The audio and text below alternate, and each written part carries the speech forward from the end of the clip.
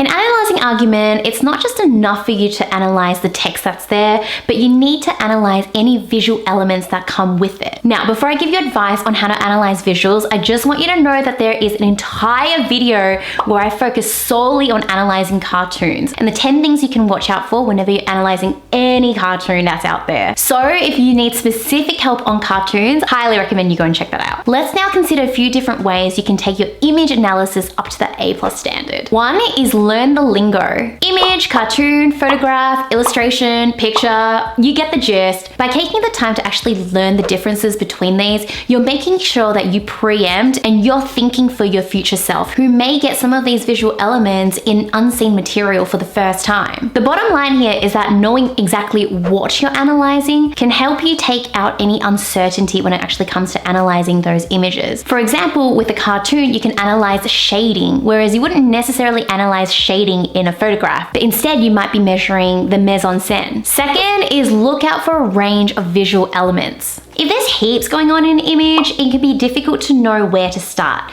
And on the other hand, if an image appears to be too simple, sometimes it's just difficult to find things to analyze in it, right? So having a checklist of different visual elements to look out for will give you a template to follow when interpreting images and will almost always help to reveal different elements you may not have noticed at first glance. So what are all these different visual elements? Let's go through a range of them now. Color. Are the colors of the image bright and saturated, or dull and muted? Often, bright colors suggest happiness or action, while dull colors hint at sadness and dreariness. Different colors also mean different things, so if only one color or a limited color palette has been used, it could be to signal something about the emotion of the image. The key here is to consider why the visual uses the color it does. 2. Facial expressions. If the visual depicts a person, look at the expression on their face. How does this indicate their feeling? Sometimes, like in the case of a cartoon, facial expressions might be used to signal something about the person represented in the visual. In other cases, like in a photograph of someone looking upset, facial expressions are designed to prompt a similar emotional response in the audience. 3. Foreground and background. Most visuals can be segmented into a foreground or background. Often, the elements in the foreground are designed to capture your attention most. You can use this rule to evaluate what the visual is trying to draw attention to and why. 4. Shading. The shading of a visual often suggests the degree of light and dark within it. If a shadow is cast over a person's face, for example, this casts them into darkness, which might be symbolic of deceit or uncertainty. Heavy shading will also typically be used in visuals with darker subject matter. Ultimately, the question here is whether the shading of the visual gives you any additional context with which to analyze it. 5. Captions and speech bubbles. Whenever a caption or speech bubble is included within the image, you should use this to influence your analysis. Captions and speech bubbles help to contextualize the image and often give additional clues as to how it's intended to be perceived by the audience. Next is be selective with the visual elements you want to discuss. As with any article, visuals may have more than enough persuasive techniques for you to discuss. If anything, they may have too much. So if that is the case, I don't want you to feel like you need to just jam-pack your essay with absolutely everything that you can find. Instead, it's the advice of quality over quantity. Have a look at which techniques you think can really help to showcase your understanding of the author's argument, can really showcase your ability to interpret, to identify language techniques, and write on them and discuss them in detail. Next is link the image back to the argument. The image exists here for a reason, right? It's not just there because the author decided, hey, here's a pretty picture, let me just slap it in for no purpose whatsoever.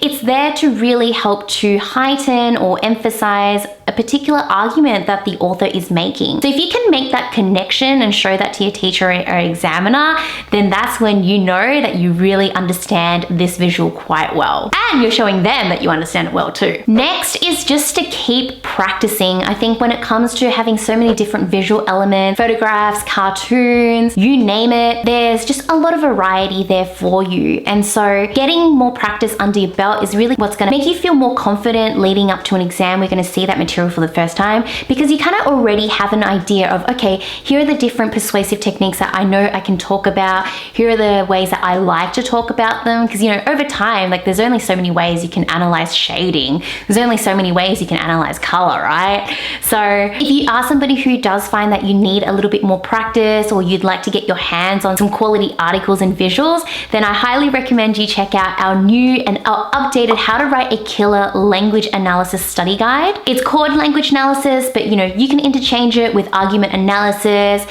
Analyzing Argument, just depending on how your school likes to call it. In this updated study guide, we've listened to you. We've included more practice articles and visuals in there for you so that you can actually assess how you're personally going when it comes to practicing these articles and visuals. We've actually gone to annotate them for you. So somebody who's on our team who's achieved 45 and above in English has actually gone through and annotated everything for you so that you can actually kind of see into the minds of somebody who's actually been there and done that and been successful in English, and perhaps see what you picked up on, but also what you might have missed out on. And then if that's not enough, we've also included sample A+ essays in response to those specific practice articles for you.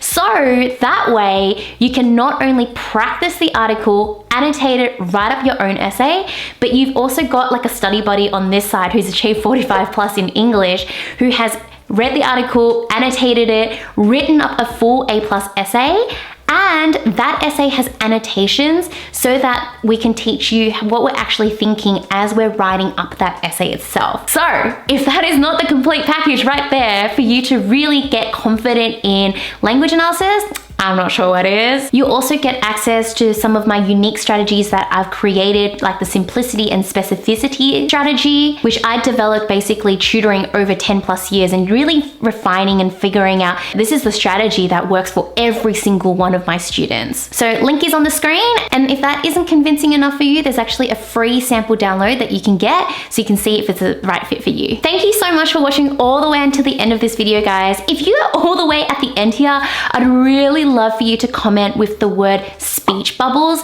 just so that I know that you've got all the way to the end and that you found this video helpful. Thank you so much for watching, and I'll see you guys next week. Bye!